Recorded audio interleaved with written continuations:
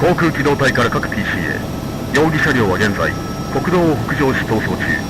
レインボーブリッジへ向かう模様。各 PC を先着し足を封鎖せよ。